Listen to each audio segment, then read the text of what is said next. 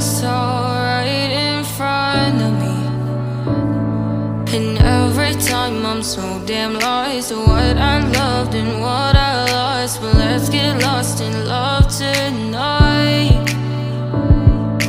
Hear a second voice inside my head. It's telling me to say tonight again. And hold on to the words we always said would be forever, forever. Wait another day to clear my thoughts. So jump into a love that won't be forgotten. Forever, forever. Let's run away together.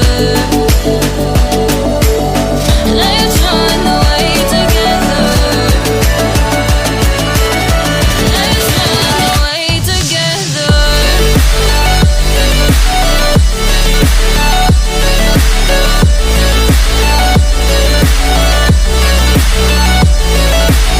I wanna run away with you.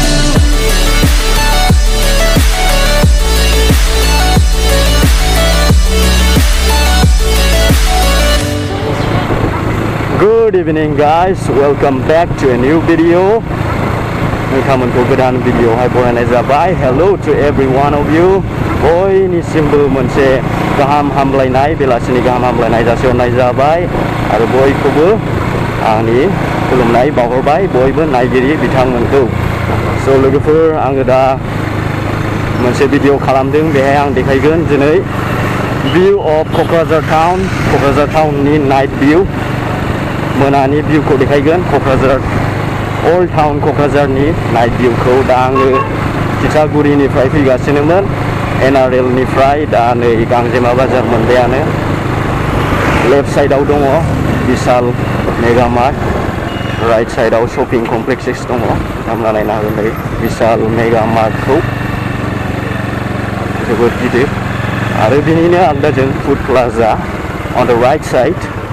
And there is a famous bazaar of Kokrajhar town, Gangzema Bazaar. नायना लानो हागोन गांजेमा बाजारखौ. And a Royal Enfield service showroom on the right side. Right side of Royal Enfieldनि service showroom दङ. आरो Indian Oil, townनि Indian Oil of the main town on the right side. दा जोङो straight थाङोबा JD र'डआवहाय मोनफैबाय. We are on the JD road now of the Kokrajhar town. Kokrajhar टाउननि JD र'डआव दंफैयो. नैबे right साइडआवहाय सिगां गंगा टकिस, फेमास सिनेमा हलमोन, दा बियो बन्द जाबाय. बे गासैबो एरियाखौनो होनो माइकी बाजार बा बौ बाजार होननाय जायोमोन. दा बियो बिराद ट्राफिकजों बुंफबनाय जायो. It's very traffic. There is lots of traffic at the evening time because there are roadside market. लामा खाथियावहाय मार्केट खालामनाय जायो सम सम, बेबायदिनो फिश मार्केट आरो भेजिटेबल मार्केट खालामनाय जायो. आरो गोबां श'रुम्सफोर बानायनाय जाहैबाय दासान्दि. JD र'डआवहाय जोबोद हेपनिं बियो. क'क्राझार टाउननि मेन टाउननि मेन र'डआ बेनो जाहैबाय. लेफ्ट आरो राइट, आगसि आरो आगदा मोननैबो साइडआव नोंथांमोना नायनो हागोन. गोबां दखानफोर दं, गोबां शपिं मल्स, बेबादिनो इनस्टिटिउसन्स, हटेल्सफोर नुनो मोनगोन नोंथांमोना लेफ्ट साइड आरो राइट साइडआव. दा इभिनिं टाइम बहुद ट्राफिक जानानै दं बेलासियावबो, मानोना बे शपिं टाइम जाहैबाय. बेबादिनो क्राउड जानानै दङ. दिनैथ' मानडे, टाइमा जादों 6:40 PM. लेफ्ट साइडआव दङ बाजाज श'रुम आरो खाथियावनो दं एक्सिस. गोदान गोबां श'रुम्स बानायनाय जाहैबाय.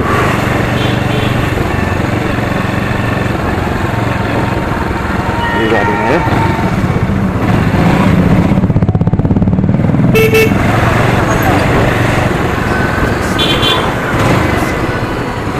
ट्राफिकआवनो फैफ्लांनानै ब्लगिं खालामनाय जाहैबाय लोगोफोर ट्राफिक टाइमावनो फैफ्लांबा राइट साइडआव दङ BLC रेस्टुरेन्ट फेमास रेस्टुरेन्ट आरो मदन महल मेडिकेल हलखौ सिट खालामनानै नैबे लाबोनाय जाबाय लोगोफोर JK इलेक्ट्रिकेल्सफोरखौ लाबोनाय जाहैबाय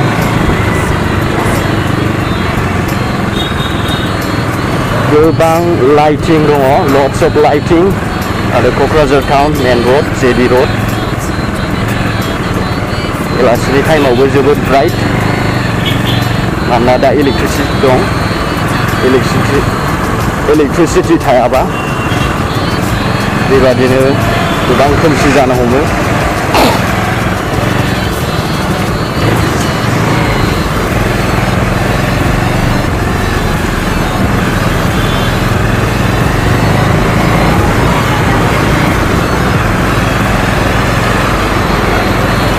दा स्पिड सालायनो हायाखै मानोना ट्राफिक नोंथांमोना नायनानै लानो हागोन लेफ्ट साइडआव दङ नोबेल्टी फेमास क्लथ स्टोर बेहायनो जि स्कुलफोरनि जिफोरखौ सुनो हायो सुथि जिफोरखौ बेहायनो सुनाय जायो आरो नैबे जाहैबाय आसाम अइल आरो आसाम अइलानो बेनिफ्राय टार्निं लागोन जों राइट साइडआव टार्निंजों राइट साइडआवहाय गंगा हल मोननाय जासिगोन आरो औ सरि बे राइट साइडजों जोङो दा मोनगोन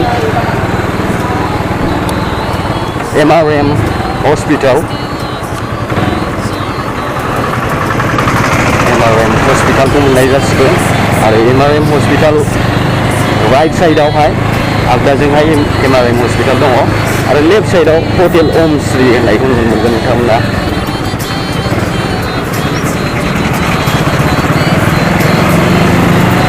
अल्ड फ्लाइअभारावहाय जों गाखोनो थांगासिनो दं लेफ्ट साइडआव गोबां फिटनेस जन जिम बेबायदिनो बानायनाय जाबाय आरो बिनि लेफ्ट साइडआव बाजार इन्डिया क'क्राझारनि मोनसेल' बाजार इन्डिया दा जों गारबोबाय मानोना जों बेहाय लाखिनानै लानो हाया बियो जास्ट मोनसे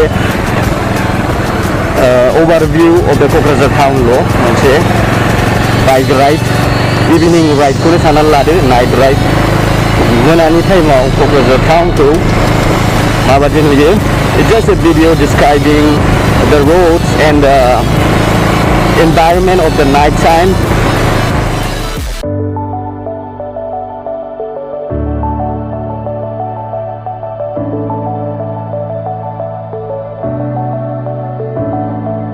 Clouds are stirring up the sky. I was always in denial of what I saw right in front of me. And every time I'm so damn lost to what I loved and what I lost. But let's get lost in love tonight.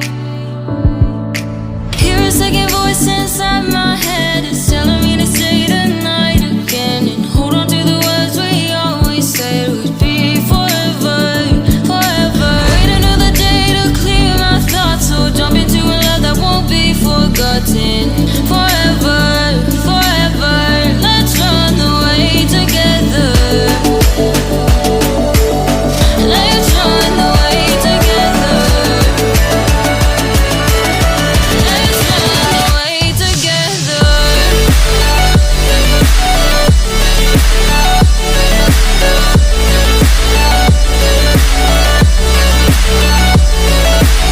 Don't know I'm away with you.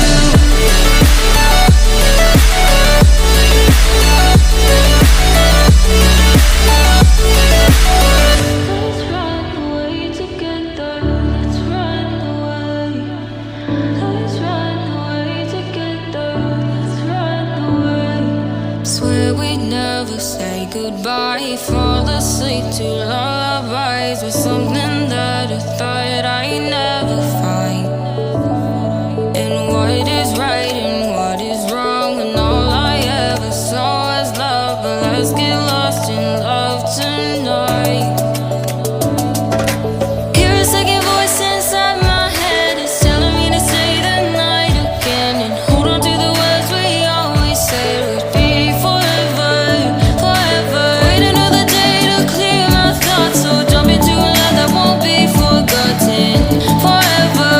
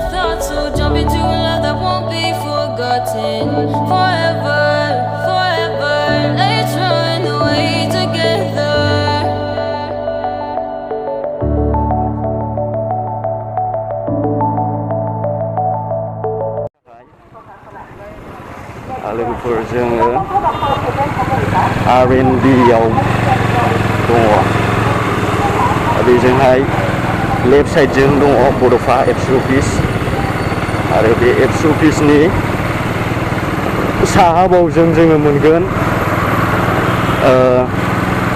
Kokrajhar government कलेजनि गोबां स्टुडेन्टसफ्रा बे बागानसालि एरियायाव भारा थायो दा जों बागानसालियाव दंफैयो लोगोफोर नैबे बागानसालि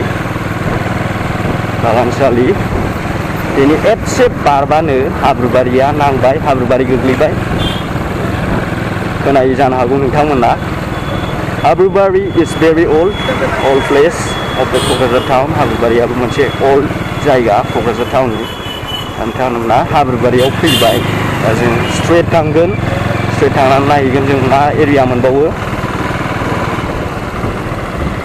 इलेक्सन बोथोर स्टियरिं कमिटि जेरावबो दंसै इलेक्सननि बेबादिनो केम्पेइन अफिस बानायनानै दङ lots of campaign office for the election for political parties campaign offices have been set up in the town in nooks and corners because Assam assembly election will be held very soon Assam election assembly election MLA नि election थाबैनो जासिगोन लोगोफोर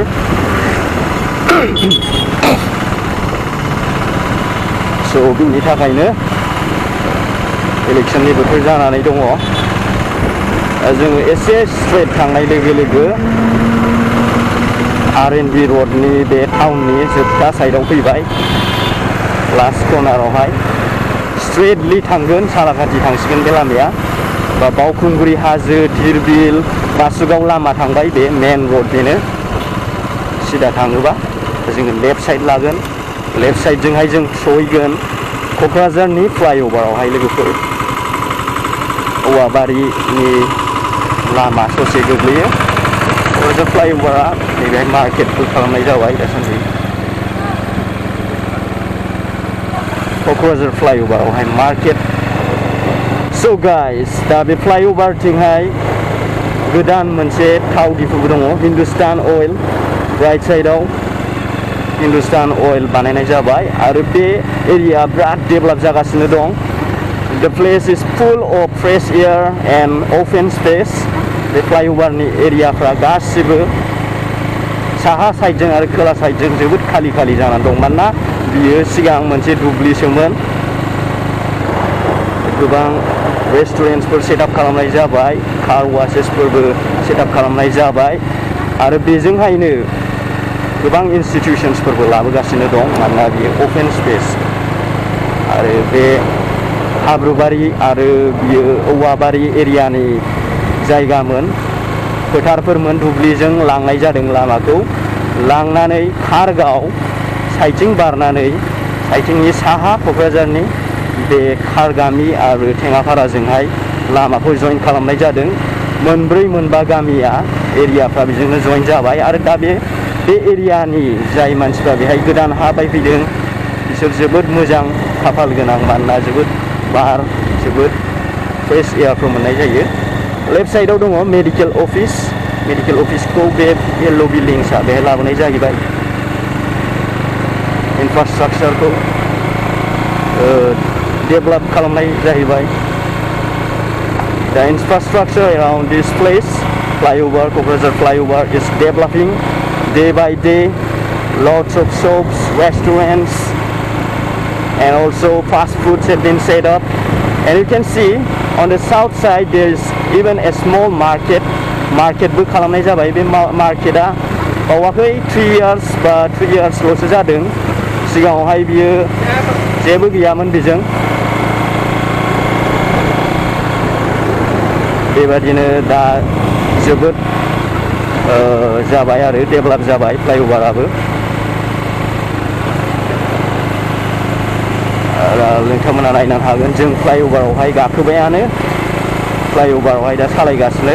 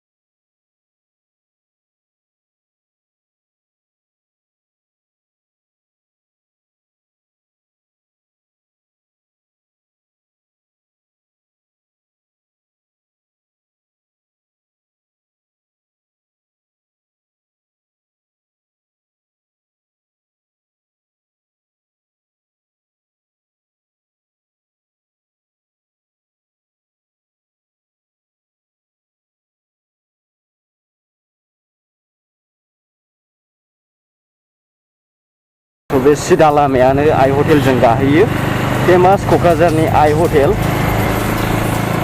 This road leads to the famous Kokrajhar hotel, I hotel. And now this is a new area. नैबेनि एरियानि नामा आलदा जालायबाय बे एरियानि नामखौ होनो गोजोनपुरि होनो गोजोनपुरियाव जों एन्टार खालामबाय बेनो इन्डियान अइलआवहाय गाहैफिनो जों दहाय फैनाय इन्डियान अइलआ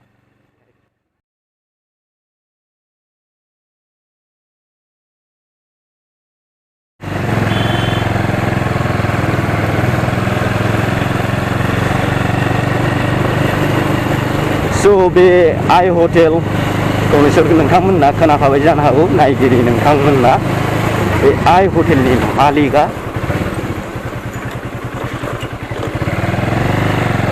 दाख्लैसो फ्राग निउस ना मा निउसमोन बेहाय बियो बिथाङा एवार्ड मोननाय जादों वुमेन अफ द इयार मानोना बियो हारसिङैनो हटेलनि थाखाय सक्सेसफुली रान खालामनायनि थाखाय एवार्ड मोनदों The owner of the hotel has even got an award which is shown in the news by an Assamese channel, the Woman of the Year award for running the hotel successfully.